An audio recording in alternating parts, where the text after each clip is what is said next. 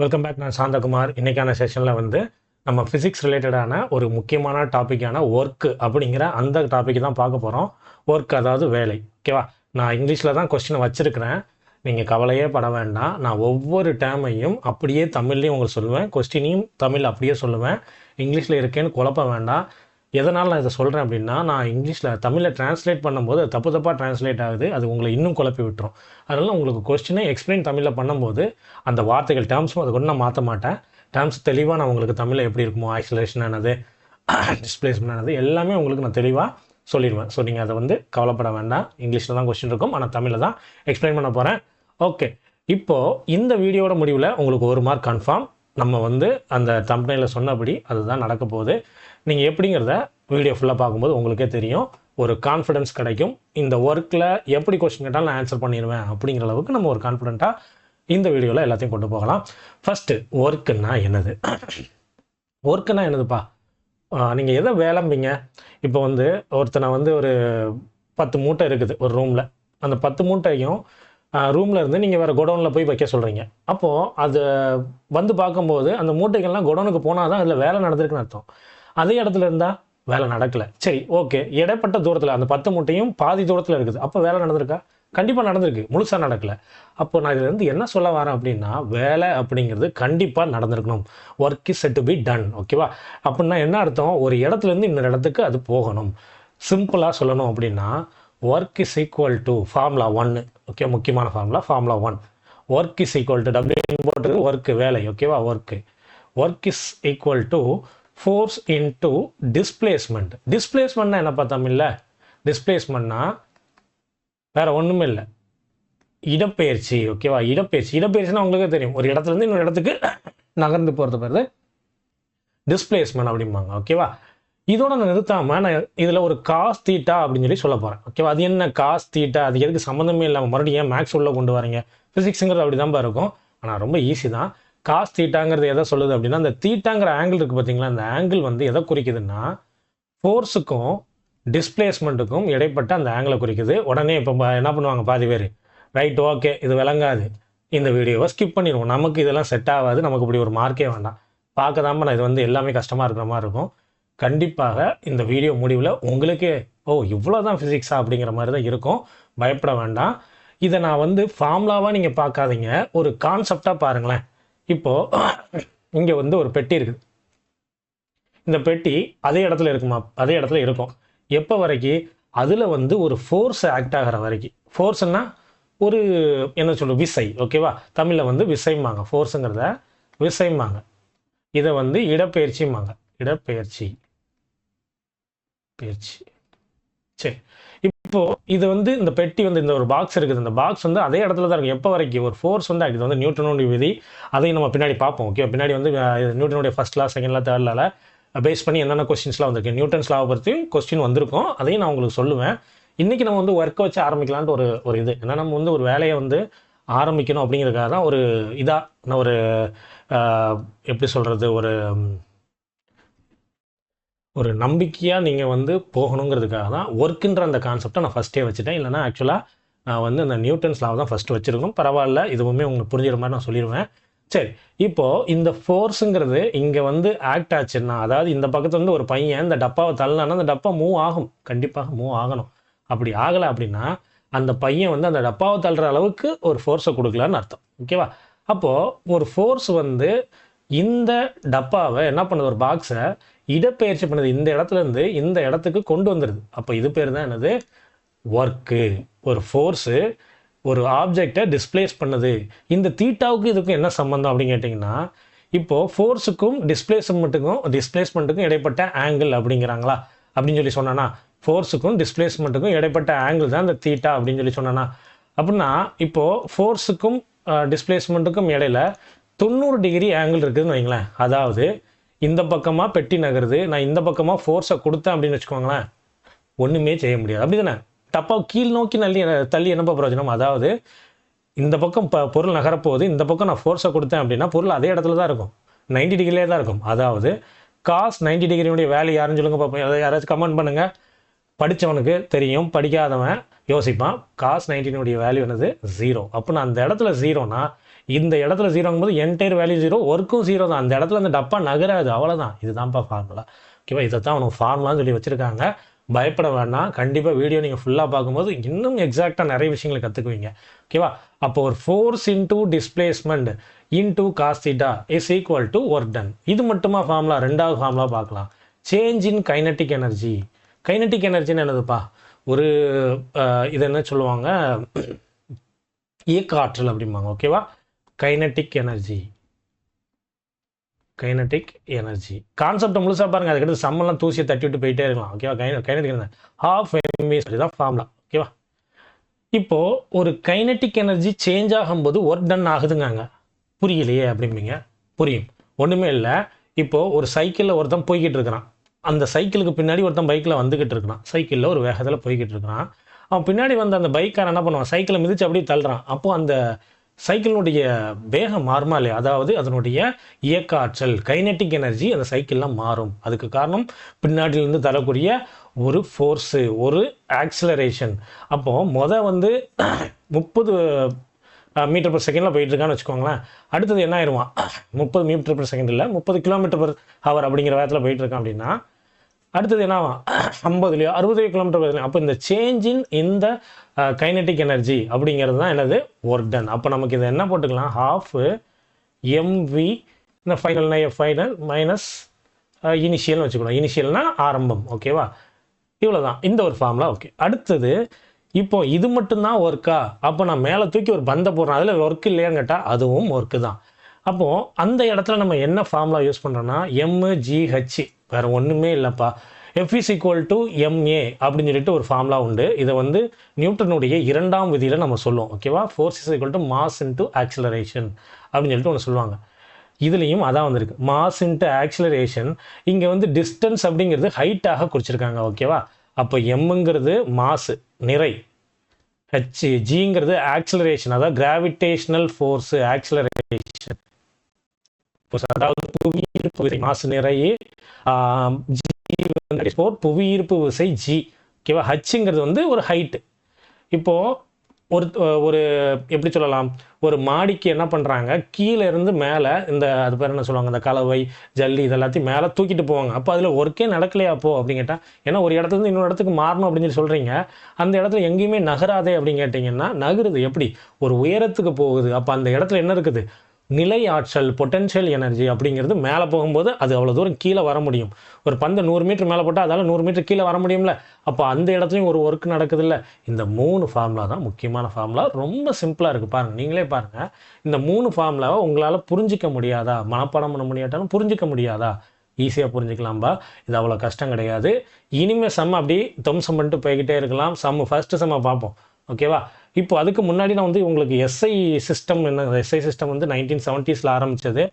முக்கியமான எஸ்ஐ யூனிட்ஸை பார்ப்போம்னா டிஸ்டன்ஸை நம்ம வந்து எதில் தான் அளக்கணும்? மீட்டரில் தான் அளக்கணும். எஸ்ஐ சிஸ்டம் படி தான் நம்ம சம்ம செய்யணும். ஏன்னா டிஸ்டன்ஸை மீட்டரில் தான் அளக்கணும். அதே மாதிரி மாசை, நிறைய. ஓகே, டிஸ்டன்ஸ்னால் தூரம் வந்து மீட்டரில் தான் அளக்கணும். மாசு அதாவது நிறைய கேஜியில் தான் அளக்கணும். ஓகே, நீங்கள் வெயிட்டுக்கும் மாசுக்கு என்ன வித்தியாசம் கேட்டிங்கன்னா, வெயிட்டுங்கிறது ஒன்றுமே இல்லைப்பா. வெயிட்டில் அதாவது மாசில் ஒரு புவியீர்ப்பு விசை ஆக்ட் ஆச்சுன்னா அது என்னது? வெயிட் அப்படிம்பாங்க. அப்போ வெயிட் எல்லாமே இதில் தான் வரும், நியூட்டனில் தான் வரும். காரணம் என்ன அப்படின்னா, ஒரு 50 கிலோ பொருளில் புவியீர்ப்பு விசை 9.81 சொல்லி சொல்லுவாங்க. இந்த மீட்டர் பெர் செகண்ட் ஸ்கொயரில் இருக்கும் ஆக்சிலரேஷன். அப்போது இதை ஆக்ட் பண்ணால் இதுதான் என்னது? ஃபோர்ஸ். ஓகேவா? நான் வேகமாக சொல்கிறேன்னு நினைக்கிறேன். மறுபடியும் ஒரு திருப்பு போட்டு பாருங்கள். வெயிட்டுங்கிறது நியூட்டனில் தான் குறிப்பாங்க.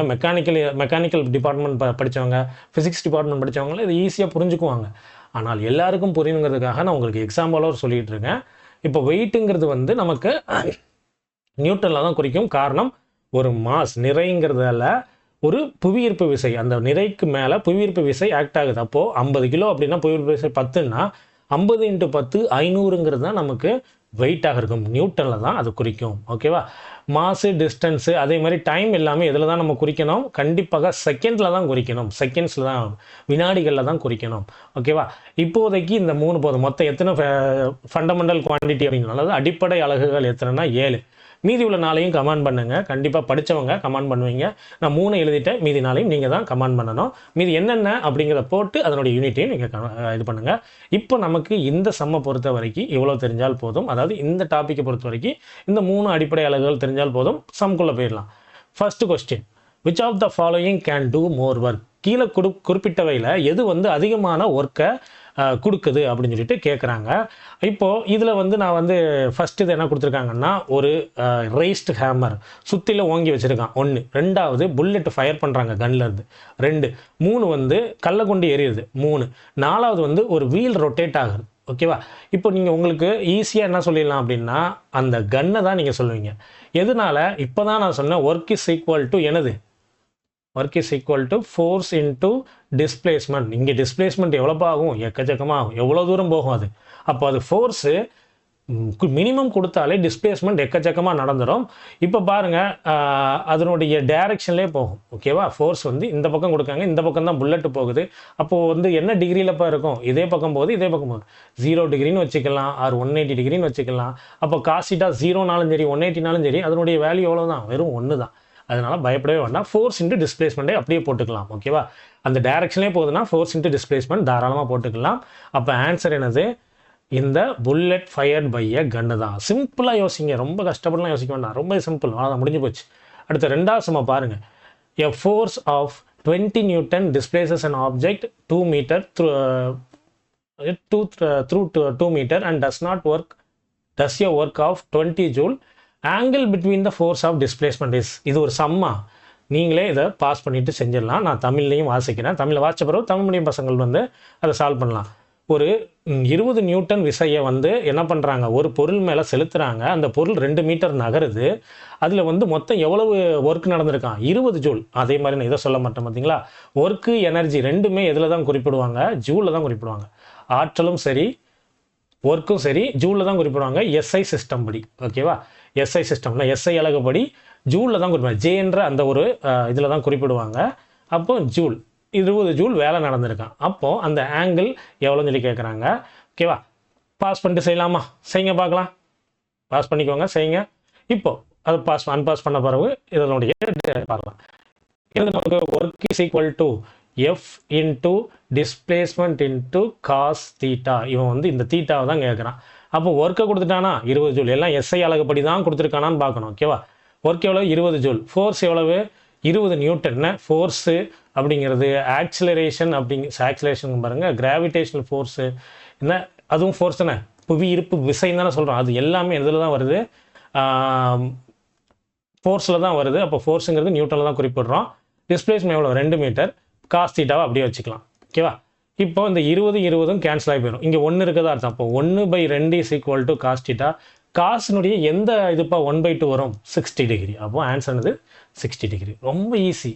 இதை போயிட்டு எனக்கு செய்ய தெரியாது அப்படின்னு சொல்லிட்டு வருவாங்க. ரொம்ப சிம்பிள்ப்பா. அடுத்தது நான் டிகிரி கீழே விழுந்திருக்குது, எல்லாமே கீழே விழுந்திருக்குது. நான் அதை எனக்கு மேலே வைக்கணும்னு நினச்சேன். ஸோ அவசரமாக இதை வீடியோ போட்டணும் அப்படின்னு சொல்லிட்டு போட்டுறேன். ஓகேவா? எல்லாமே கீழே தான் வந்திருக்குது. எந்த -2. ஓகே, -2. கிராவிடேஷனல் ஃபோர்ஸை நீங்கள் -2 எடுத்துக்கோங்க அப்படின்ற மாதிரி சொல்கிறாங்க. அடுத்த கொஸ்டின், ஒரு போர்ட்டர் 12 கிலோ நிறை கொண்ட ஒரு பொருளை என்ன பண்ணுறாங்க? பூமியிலேருந்து எடுத்துகிட்டு போகிறாங்க. பூமிக்குன்னா அது தரையிலேருந்து எடுத்துகிட்டு போயிட்டு அதை ஒரு 1.5 மீட்டர் என்ன பண்ணுறாங்களாம்? நகர்த்தி அவன் தலைமையில் வச்சு நகர்த்தி கொண்டு போயிடுறாங்களாம். சரியா? இப்போ இதனுடைய என்ன கேட்குறாங்க? ஒர்க்கு டன் என்ன, அதாவது வேலை எவ்வளவு அப்படிங்கிற மாதிரி கேட்குறாங்க. இந்த சமயம் நீங்களே செஞ்சிடலாம்ப்பா. ஏன்னா நமக்கு இதில் என்ன கொடுத்துருக்காங்க? மாஸ் கொடுத்துட்டாங்க, எம்மு கொடுத்துட்டாங்க. அடுத்தது ஆப்ஜெக்ட் எவ்வளோ தூரம் போயிருக்கு, டிஸ்டன்ஸை கொடுத்துட்டாங்க. அடுத்தது அவன் தலைமையில் வச்சு தூக்கிட்டு போகிறாங்கிறாங்க. அப்போ நமக்கு இதில் என்ன ஆன்சர் வரும்? பாஸ் பண்ணி வச்சுட்டு ஆன்சர் சொல்லுங்கள் பார்ப்போம். ஓகே, இப்போ நம்ம செஞ்சிடலாமா? இப்போ இந்த இடத்துல நமக்கு work is equal to F into D into cos theta. இப்போ இந்த இடத்துல ஃபோர்ஸு இந்த பக்கமாக போகுது, அதே பக்கத்தில் தான் நம்ம டிஸ்பிளேஸ்மெண்ட் நடக்குது. இப்போ இங்கே ஒரு சிக்கல் என்ன அப்படின்னு கேட்டிங்கன்னா, நமக்கு gravitational force 10 metre per second அப்படிங்கிறதா, 10 மீட்டர் பெர் செகண்டுங்கிறத செகண்ட் ஸ்கொயருங்கிறது தான் எம்எஸ் பவர் ஆஃப் -2 அப்படிங்கிற மாதிரி கொடுத்துருக்காங்க. So simple. இதில் ஒர்க் என்ன கேட்டிருக்காங்க, ஒர்க் இஸ் ஈக்குவல் டு நம்ம இந்த இடத்துல எனக்கு ஃபோர்ஸ் கொடுக்கல, அப்படி தானே, நியூட்டன்லையாப்பா கொடுத்துருக்காங்க. மாஸும் அதே மாதிரி இந்த இடத்துல மாஸும் அதே மாதிரி ஆக்சிலரேஷன் பதிலாக கிராவிடேஷன் ஃபோர்ஸ் கொடுத்துருக்காங்க. ஓகேவா? அப்போது force is equal to m × a. இது வந்து நியூட்டன் செகண்ட் லா. ஓகே, நான் ஏற்கனவே சொல்லியிருக்கேன். அப்போ ரெண்டாவது லா படி மாஸ் எவ்வளவு, 12 kg. ஆக்சிலரேஷன் எவ்வளோ கொடுத்துட்டாங்க, 10ன்னு கொடுத்துட்டாங்க. அப்போ எவ்வளோ வரும், 120ன்னு வரும். இங்கே நமக்கு ஃபோர்ஸ் நியூட்டனில் கொடுக்காதனால நம்ம ஃபோர்ஸை இன்னொரு எக்ஸ்ட்ரா ஸ்டெப் போட்டு செய்கிறோம். அப்போ 120 × டிஸ்பிளேஸ்மெண்ட் 1.5. ஓகேவா? அப்போது இது வந்து காஸ்டிட்டா நமக்கு வந்து அந்த டிகிரிலே போகுது. ஓகேவா? அதாவது இந்த இதுலேயே போகுது. So 1.5 × 12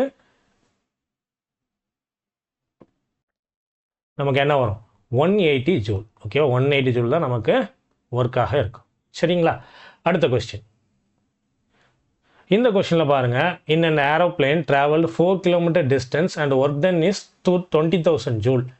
then force applied on it is. ரொம்ப ஈஸியான கொஸ்டின். இதை வந்து நீங்கள் தான் சால்வ் பண்ண போகிறீங்க, ஆனால் ஆன்சர் வராது.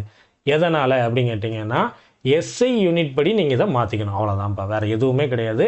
எஸ்ஐ யூனிட் படி மாற்றி நீங்கள் வந்து சம்ம செஞ்சீங்கன்னா ஈஸியாக ஆன்சர் வந்துடும். அப்படியே பாஸ் பண்ணிட்டு சால்வ் பண்ணுங்கள். ஓகே, சால்வ் பண்ணியிருப்பீங்கன்னு நினைக்கிறேன்.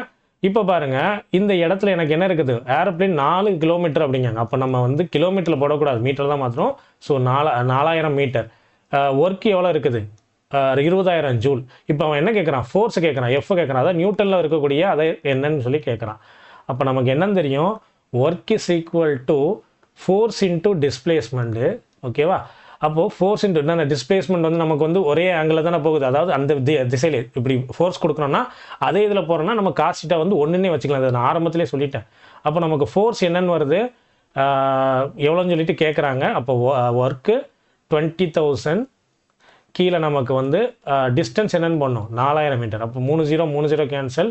அப்போ நமக்கு வந்து ஃபைனலாக அவங்க ஃபோர்ஸ் தானே கேட்குறாங்க. ஓகே, ஃபைனலாக என்ன வரும், 5ங்கிற ஆன்சர் வரும். அப்போ 5 நியூட்டன். ஓகேவா? நீங்கள் அப்படியே போட்டு செஞ்சீங்கன்னா 4 கிலோமீட்டர் போட்டு செஞ்சீங்கன்னா ஆன்சர் வந்திருக்காது.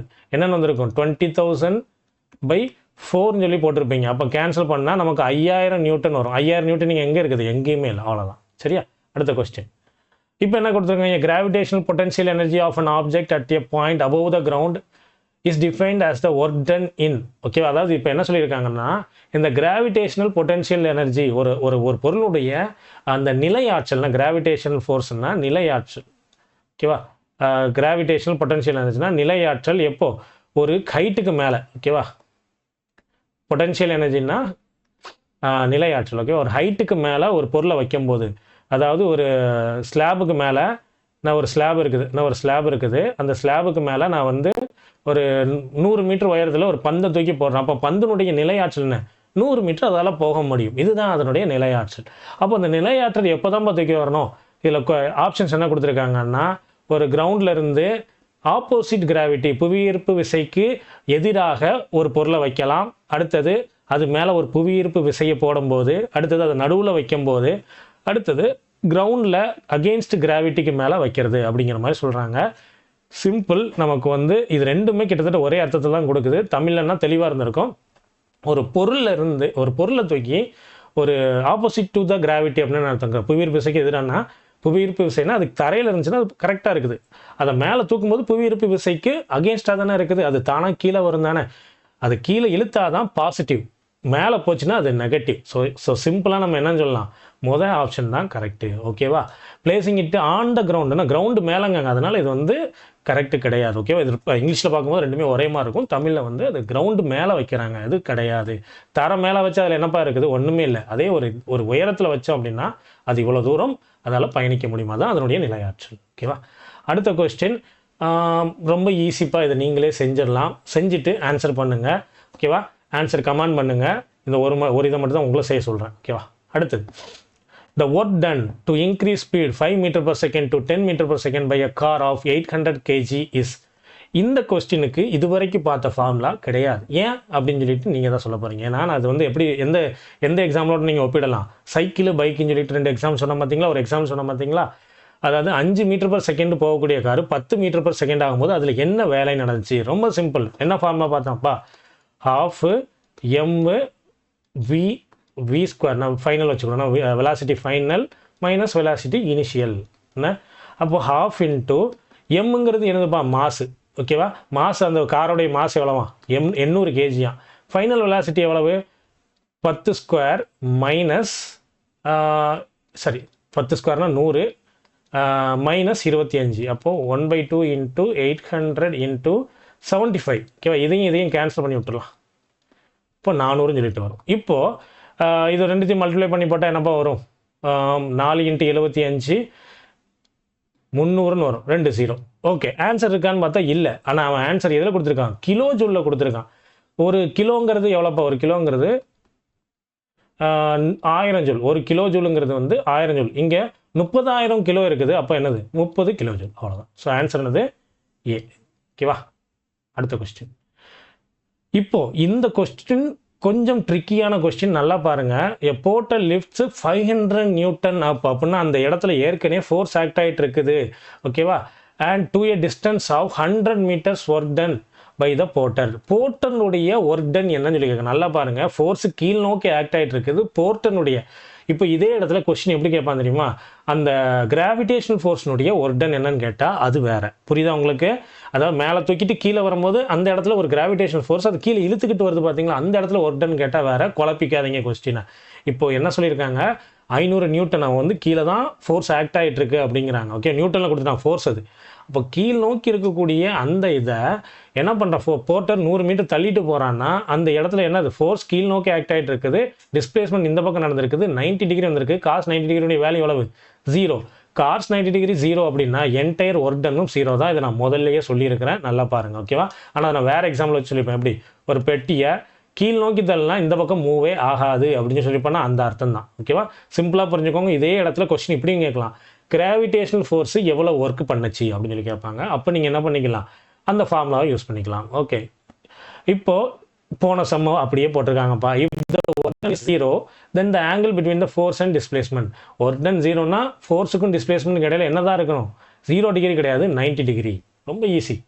ஓகேவா, அடுத்தது இந்த இடத்துல பாருங்க, porter rise 12 kg object from the surface of the earth and put object 1.5 metre above from the surface of his head. Calculate the work ton.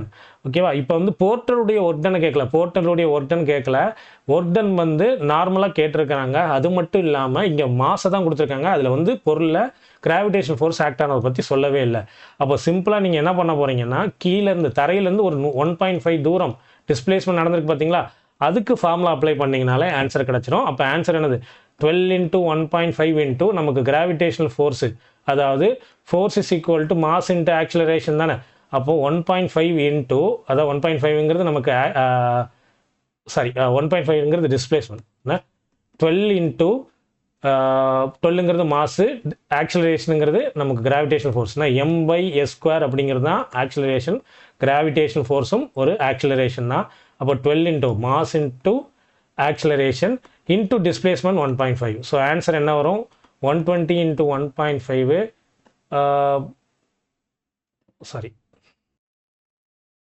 Answer 180 joule. இதை ஏற்கனவே நம்ம செஞ்சுருக்கோம், இப்போ தான் நான் கவனிக்கிறேன் மறுபடியும். ஓகே, ப்ராப்ளம் இல்லை. நீங்கள் பார்த்ததுமே நீங்கள் கண்டுபிடிச்சிருப்பீங்க, நீங்கள் கண்டுபிடிச்சிருந்த சம் நம்ம செஞ்சுருக்கோமேன்ட்டு நான் அதை கவனிக்கல. ஓகே, பரவாயில்ல.